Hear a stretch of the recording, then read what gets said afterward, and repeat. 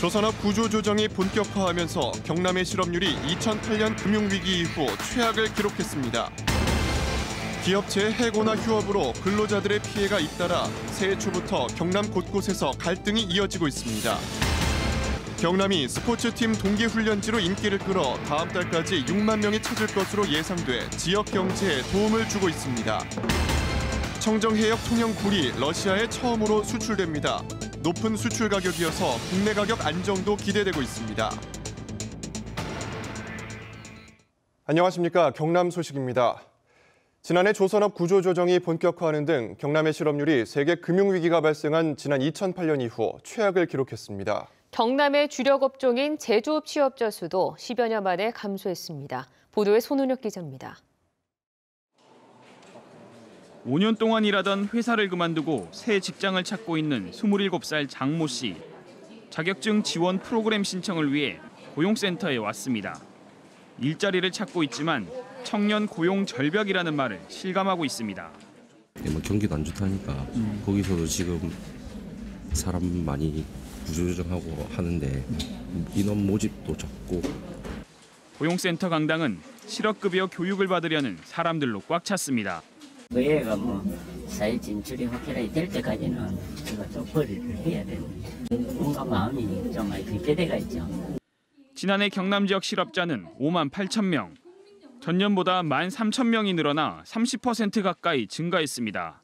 실업률이 3.3%를 기록해 세계 금융위기 다음해인 지난 2009년 이후 처음으로 3%를 넘었습니다. 특히 전체 취업자는 늘었지만 제조업 취업자 수는 뒷걸음질 쳤습니다. 제조업 취업자는 지난해 42만 2천 명으로 2015년보다 3.7% 줄었습니다. 2005년 33만 명 이후 꾸준했던 증가세가 처음으로 꺾인 겁니다. 임시근로자가 늘고 1년 이상 근무하는 상용근로자가 줄어들면서 고용의 질이 나빠졌습니다. 또 상용직의 평균 근속연수도 8.2년으로 전년 동기 대비 0.7년이 줄어들었습니다.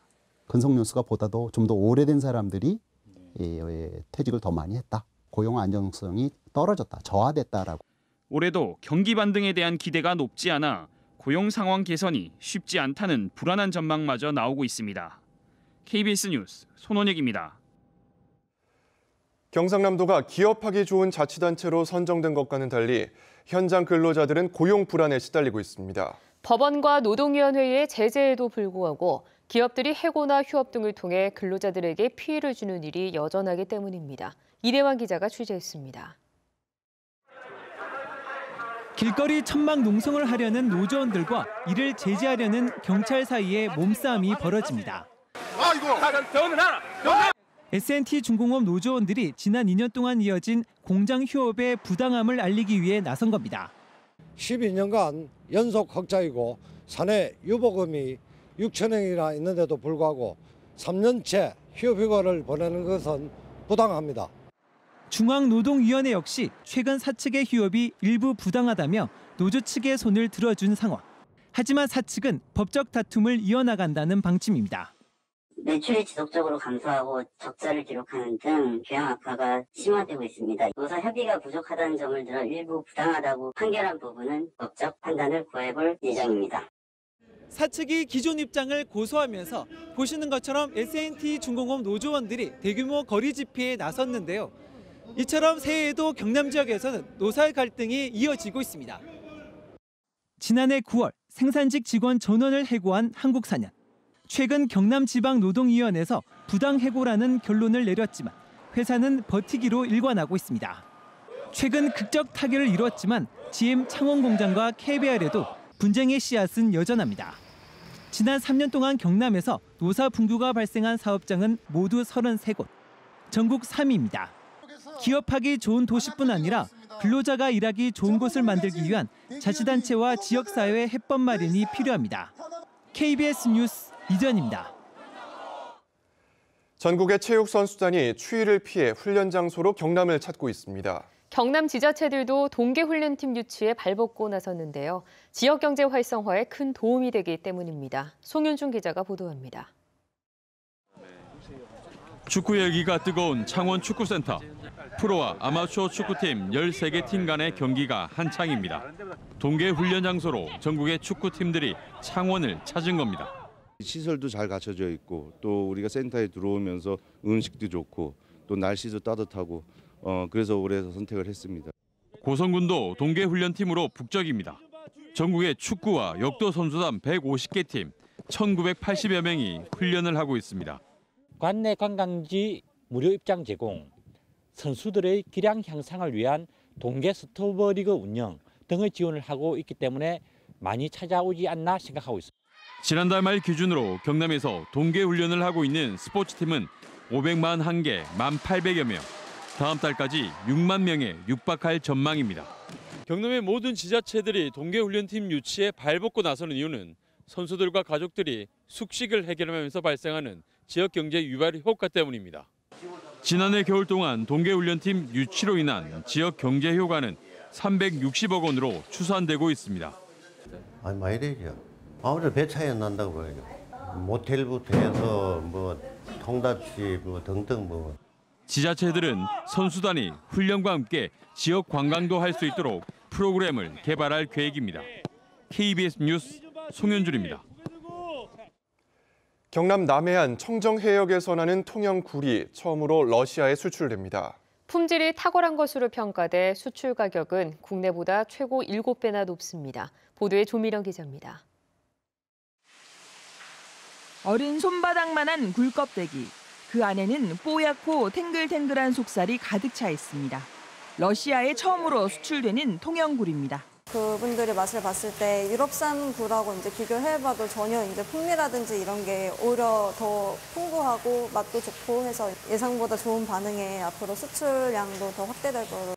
러시아에 수출하는 굴은 다른 나라와 달리 껍데기채 항공편으로 옮겨집니다. 주로 호텔 등에서 최고급 식자재로 활용하기 때문입니다. 굴의 신선도 유지를 위해 이렇게 지하 300m에서 끌어올린 해수를 흘려 사흘 동안 정화 작업을 하고 있습니다. 수출 가격은 킬로그램당 11,000원에서 12,000원. 운송비와 통관 수수료 등을 빼도 국내 시장보다 최고 7배 비쌉니다. 수출 물량은 매주 2톤씩입니다. 생굴과 더불어 냉동굴도 국내 가격보다 30% 높은 가격으로 올해 100톤가량 수출됩니다. 수출이라는 의미가 가격 안정대 역할을 하게 되고 그러기 위해서는 수출 시장의 여러 가지 변화에 대비해서 그 시장을 다변화해내야 우리가 대처가 가능하다. 통영굴을 수입하는 나라는 일본과 미국, 중국 등 10여 개국. 여기에 러시아 수출길까지 열리면서 통영굴의 품질이 세계 속에서 또 한 번 인정받고 있습니다. KBS 뉴스 조미령입니다.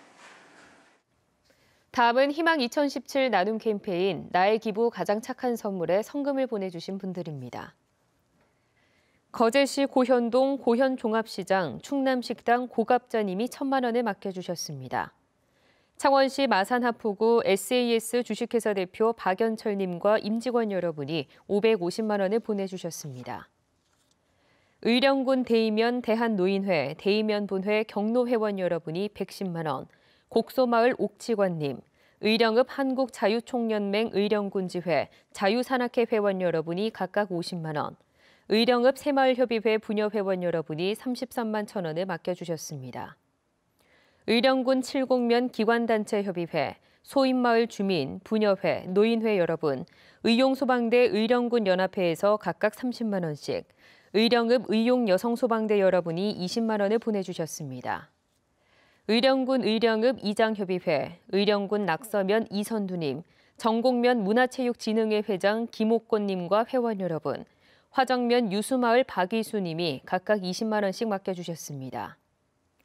거제시 고현동 거가건설 중기대표 윤형호님이 50만 원, 신현중학교 학부모님들이 축제 수익금 44만 원, 남부면 바람의 언덕 새마을 횟집 김두래님이 50만 원, 태성낚시 태성호님이 30만 원을 보내주셨습니다. 창원시 성산구 가음정 한림 프레버 아파트 입주민 여러분이 20만 원, 의창구 감계중학교 교직원과 학생 여러분이 22만 9,160원, 감계중학교 1학년 조연희 님이 20만 원, 한봉우 님이 폐지 판매 대금 20만 원을 맡겨주셨습니다. 성금을 보내주신 분들께 감사드립니다.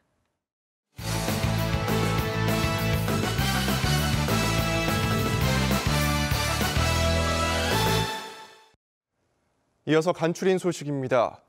마산만 인공섬인 마상해양신도시를 공영 개발하자는 제안이 나왔습니다. 창원 물생명시민연대는 오늘 창원시청에서 기자회견을 열고 마산해양신도시를 정부와 창원시가 직접 개발해야 한다고 요구했습니다. 시민연대는 민간 투자는 아파트 단지를 앞세운 땅 장사밖에 될 수 없다며 국비 지원을 받아 창원시가 주도하는 공영 개발을 검토해야 한다고 주장했습니다. 경남교육청은 북면 감계초등학교 부근 아파트 개발이 대규모로 이뤄지면서 애초 예상 학생 수보다 7개 학급이 늘어나 단층에서 2층으로 증축하면서 학교 개교가 3월에서 4월로 늦어지게 됐다고 밝혔습니다. 또 양산 어곡초등학교도 도로공사 지연 등으로 오는 9월 완공이 늦어질 것으로 보이지만 기존 학교 이전이어서 수업 차질은 없습니다. 진해 신앙초등학교 등 초등학교 3곳과 진해 냉천중학교, 진주 진양고등학교 등 고등학교 4곳은 정상적으로 개교합니다. 경남 지역 상장사 가운데 한국항공우주산업 카이의 시가총액이 6조 5,300억 원으로 가장 많습니다. 한국거래소가 낸 지난해 시가총액 자료를 보면 종가 기준으로 카이가 1위였고 두산중공업이 2조 8,800억 원, 하나테크윈이 2조 3천억 원입니다. 지금까지 경남 소식이었습니다.